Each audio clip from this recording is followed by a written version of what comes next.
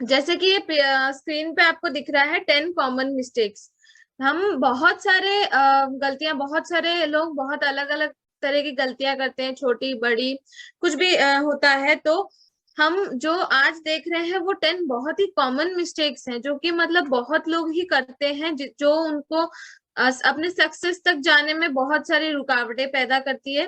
तो फर्स्ट हम देखते हैं कि जैसे कि इस पिक्चर में दिख रहा है, इस पिक्चर में एक गलती है, जो कि है यहाँ पे साइकिल के व्हील स्क्वायर है। फर्स्ट हमारे जो हमारा जो पॉइंट है वो है री इन्वेंट द व्हील। इसका मतलब अगर हम देखें इस पिक्चर को, तो क्या ये साइकिल चलेगी? बिल्कुल नहीं चलेगी। क्यों? क्योंकि हमारे साइकिल के जब टायर गोल होंगे तभी तो वो आगे रोल करके चलेंगे, जब स्क्वायर होंगे तो वो तो चलेंगे ही नहीं। इस पॉइंट का मतलब है कि बहुत टाइम से जैसे कुछ प्रोसेस चला आता है, हर चीज का एक प्रोसेस होता है, वो टाइम टेस्टेड सिस्टम है। अब अगर हम किसी चीज में सिस्टम के अगेंस्ट जा रहे हैं, वो या तो आप बिजनेस ले लीजिए या तो फिर आप अपना नॉर्मल डे रूटीन ही ले लीजिए। अगर हम टाइम टेस्टेड सिस्टम के अगेंस्ट जा रहे हैं तो हम बिल्कुल सक्सेस नहीं होंगे किसी भी काम में। तो जैसे कि हमारा फर्स्ट पॉइंट था री इन्वेंट द व्हील। अगर जैसे कि हम जो है हम अपने बिजनेस की बात करें, तो हमको अपने से जो सक्सेसफुल लोग होते हैं, हमारे जो अपलाइन होते हैं, एक्टिव होते हैं, हाँ, और स्पेशली जो हमारे अपलाइन होते हैं जो बहुत ही ज्यादा एक्टिव और सक्सेसफुल होते हैं, हमें उनसे सीखना चाहिए। साथ ही उस जो हमने सीखा है उसको अपने आगे टीम में डुप्लीकेट करना चाहिए। जो सीखना एंड डुप्लीकेशन करना, ये एक टाइम टेस्टेड सिस्टम है। इसी सिस्टम को अगर हम फॉलो करते जाएंगे तो फॉर श्योर हमको एक दिन सक्सेस मिलेगा। नेक्स्ट पॉइंट आता है refusing to be teachable and coachable. अब इस पिक्चर में जैसे कि हम देख सकते हैं, ये जो एक आदमी है इसने अपने कान बंद कर रखे हैं, आंख बंद कर रखे हैं और मुंह खुला रखा है। इसका मतलब क्या है? ना ये कान से सुनना चाहता है, ना ये आंखों से देखना चाहता है, और सिर्फ अपनी बात किसी को बताना चाहता है। अगर इस बिजनेस में हम अगर सुनते नहीं है, ना देखते हैं, ना समझते हैं, सिर्फ अपनी बात अपने आप को ही सिर्फ रखते जाते हैं, तो ये हमारे लिए बहुत बड़ी रुकावट बन सकती है। अब जैसे कि अगर मुझे मेरे कोई भी अपलाइन अगर मुझे एक चीज बता रहे हैं, एक चीज का प्रोसेस सिखा रहे हैं कि ये ऐसे होता है, और मैं उनसे कहूं कि नहीं, मैंने तो ये, मुझे ये नहीं करना है, मुझे जो अच्छा लगेगा मुझे वो करना है, तो ये बहुत ही गलत हो जाएगा। क्योंकि वो मेरे जो अपलाइन है वो मेरे से ज्यादा एक्सपीरियंस्ड है, मेरे से ज्यादा एक्टिव होंगे, और फॉर श्योर उन्होंने मेरे से ज्यादा टाइम इस बिजनेस को दिया हुआ है। तो उनकी बात सीख सुनना, समझना और अपनी बात रखना कहीं ना कहीं तक सही होता है, पर सिर्फ अपनी बात रखना हर टाइम सही नहीं होता है। हमें हर टाइम सीखने के लिए रेडी रहना चाहिए। जैसे कि हमको बहुत नॉर्मल लाइफ में भी बहुत लोग बोलते हैं कि सीखने की कोई उम्र नहीं होती है, तो एक्चुअली सीखने की उम्र कुछ नहीं होती है। हमें हर टाइम सीखने के लिए रेडी रहना चाहिए, नई चीजें सीखनी चाहिए, और सिर्फ अपनी बात नहीं रखनी चाहिए।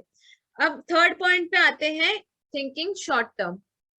जैसे कि हम इसको इस पिक्चर में अगर देखें, तो एक आदमी जिस ब्रांच पे बैठा है उस ब्रांच पे थोड़े से पैसे लगे हैं, तो वो थोड़े से पैसे देख के वो उस ब्रांच को काटने लगता है। अब क्या पता ये अगर थोड़ी देर और रुकता, थोड़ी और ऊपर चढ़ने की कोशिश करता, तो और डबल या फिर और ट्रिपल पैसे उसको मिल सकते थे।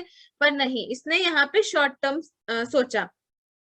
जैसे कि हमारा बिजनेस है, इस बिजनेस में अगर कोई आता है तो आपको एकदम फटाफट से अगर रिजल्ट्स चाहिए, तो ये बिजनेस इतना छोटा बिजनेस नहीं है, ये बिजनेस जनरेशंस का बिजनेस है। आप अगर धीरे धीरे धीरे धीरे डेवलप कर रहे हैं इस बिजनेस को, ये बिजनेस जनरेशन पर जनरेशन, टाइम पर टाइम ये और भी बड़ा बनते जाएगा। इस बिजनेस को करने के लिए मेन चीज है, हमें कंसिस्टेंट और परसिस्टेंट रहना पड़ेगा, हमें अपनी थिंकिंग को बड़ा बनाना पड़ेगा। फॉर एग्जाम्पल आप ले लीजिए चाइनीज बैम्बू ट्री।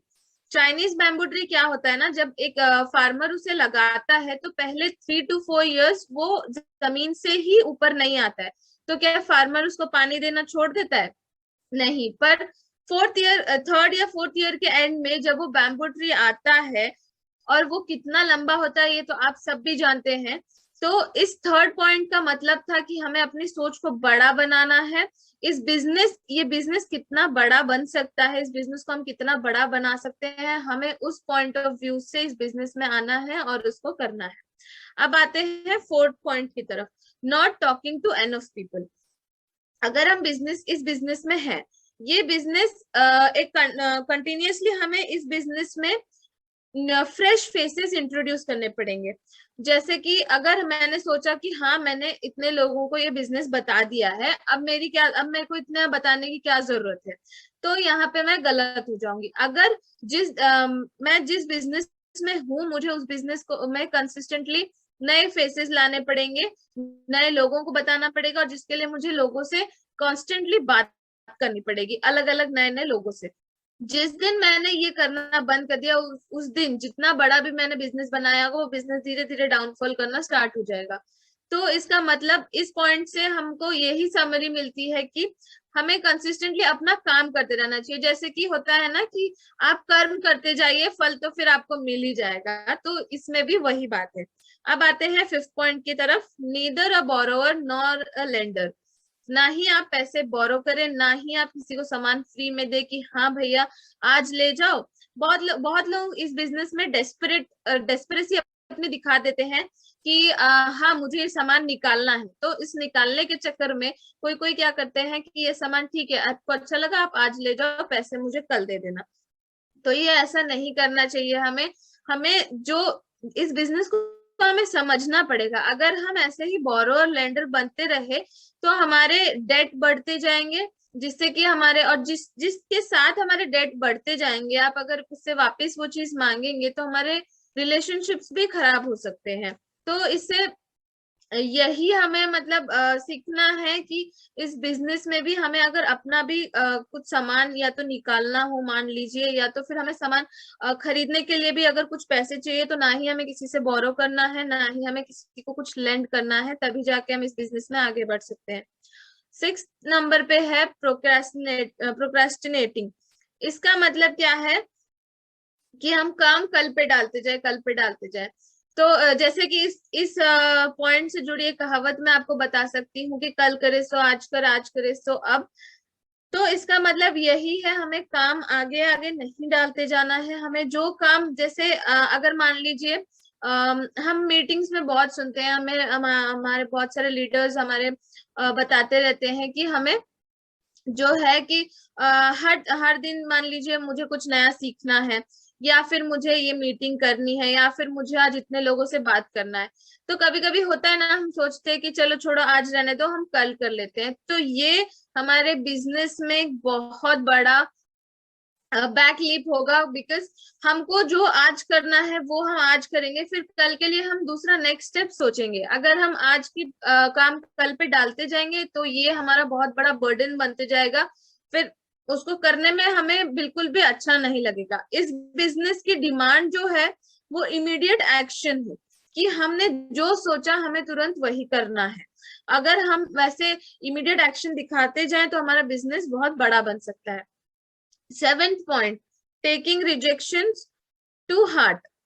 अब हमने मान लीजिए हमने किसी को ये बिजनेस बताया, आगे अगले बंदे ने, हम बहुत अच्छे से भी हमने समझाया, पर अगले बंदे को वो नहीं, उसको समझ नहीं आया कह लीजिए, या फिर उसके जो भी रीजंस हुआ उसने मना कर दिया। तो बहुत लोग होते हैं कि उनको लगता है कि अरे इसने मना कर दिया, अब आगे चल के मैं इससे कुछ नहीं बोलूंगा, या फिर जब ये मुझे कुछ बोलेगा तो मैं इसकी हेल्प भी क्यों करूंगा, मैं इसकी बात भी क्यों सुनूंगा। तो हमें ये बिल्कुल नहीं करना है। हमें वही सेम एंथुजियाज्म जो हम फर्स्ट डे से रखे हैं वही रखना है। जो ना कहते हैं हमें उनको थैंक यू कहते जाना है, कि थैंक यू। हम ये बिजनेस आप सोचिए कि जो आपको ना कहता है वो आपको एक स्टेप फॉरवर्ड भेजते हैं। जैसे कि हमको ये बिजनेस ऐसे करना है जैसे कि हम, ये $1 मिलियन बिजनेस है, हमको समझ में आना चाहिए कि हाँ ये बिजनेस कितना बड़ा बन सकता है। जैसे कि एग्जाम्पल में मैं ये बोल सकती हूँ कि जब मान लीजिए आपके घर में 4 लोग हैं, 4 लोगों के लिए आपने अगर चाय बनाई है, उसमें अगर मक्खी एक गिर गई, तो आप क्या करेंगे? बहुत लोग कहेंगे कि चाय फेंक देंगे। तो हाँ मतलब इतनी कम क्वांटिटी में बनी है, चलिए चाय आपने फेंक दी, दूसरी चाय आपने बना ली। पर जब घर पे कोई फंक्शन होता है, बहुत सारे लोग होते हैं, 300 से 400 लोग होते हैं, जब उनके लिए मान लीजिए एक बड़ी से बर्तन में चाय बन रही है, उसमें अगर मक्खी गिर जाती है, तो हम चाय फेंकते हैं या मक्खी निकाल के फेंक देते हैं? तो इसका आंसर होगा कि हम हाँ मक्खी निकाल के फेंक देंगे, क्योंकि एक मक्खी के लिए इतनी चाय तो हम बर्बाद करेंगे नहीं। तो ये पॉइंट भी सेम है, अगर किसी ने आपको रिजेक्ट किया, आप इसका आंसर सुने और इसका आंसर वापस निकाल दे, उसको दिल में नहीं रखना है। 8th पॉइंट जो हमारा है वो है taking advice from non experts. अब मान लीजिए आप इस बिजनेस में आए हैं, आपने किसी से ये पूछा, होंगे आप आपके मान लीजिए कोई रिलेटिव हुए या फ्रेंड्स हुए, उनने कहा होगा कि हाँ मेरे रिलेटिव ने ऐसा ऐसा किया था पर उन्हें सक्सेस नहीं मिला। आप उसको सोच के ये बिजनेस आप अच्छे से नहीं करेंगे। पर आप ये भी तो सोच सकते हैं ना कि जिसको सक्सेस नहीं मिला, शायद उसने सिस्टम अच्छे से नहीं समझा होगा, या फिर शायद उसने उतना टाइम इन्वेस्ट नहीं किया होगा, या फिर शायद उसको इस चीज की समझ ही नहीं आई होगी कि ये बिजनेस कितना बड़ा बन सकता है। तो हमें एडवाइस उनसे लेनी चाहिए जो इस काम में, इस फील्ड में एक्सपर्ट हो। जैसे कि हमारे कोई भी अपलाइन ले लीजिए जो कि बहुत सक्सेसफुल है, आप अगर उनसे पूछेंगे वो आपको एक बहुत अच्छा वे बता देंगे कि हाँ ये सक्सेस आप अचीव कर सकते हैं, ऐसे ऐसे वे पे आपको काम करना पड़ेगा। तो अगर आप किसी नॉन एक्सपर्ट से एडवाइस लेंगे तो एडवाइस का रिजल्ट आपको नेगेटिव ही मिलेगा। इसका एग्जाम्पल मैं दे सकती हूँ। जैसे कि हम नॉर्मली हम बाल कटाने कहाँ बार्बर के पास जाते हैं, क्या आप किसी मोची के पास कभी बाल कटाने जाएंगे या फिर बार्बर के पास जाएंगे? तो अगर आप मोची के पास बाल कटाने जाएंगे तो क्या वो बाल काट पाएगा? नहीं काट पाएगा। तो इसका मतलब यही है कि जो जिस काम में माहिर है, हमें उस काम के लिए एडवाइस उन्हीं से लेनी चाहिए, ना कि किसी से भी जो इस काम को नहीं जानते, नहीं समझते हो। 9th पॉइंट हमारा आता है टॉकिंग नेगेटिव। ये बहुत बड़ा बैकड्रॉप बन जाता है, क्योंकि जब हम एक बिजनेस में हैं तो हम एक फैमिली, एक बड़े से ग्रुप की तरह रहते हैं इसमें। अगर मान लीजिए किसी चीज का आपको बुरा लगा है, आप किसी और से डिस्कस करने लगते हैं, तो वहां पे क्या होता है ना, आपके मन में एक वहां पे बैड इंप्रेशन बन जाता है, सामने वाले के लिए भी आप वही कर देते हैं। एंड यस, टॉकिंग नेगेटिव जो हमारा, हम किसी के बारे में अगर नेगेटिव बोलते हैं तो शायद ये बहुत लोगों के लिए स्ट्रेस बस्टर होगा।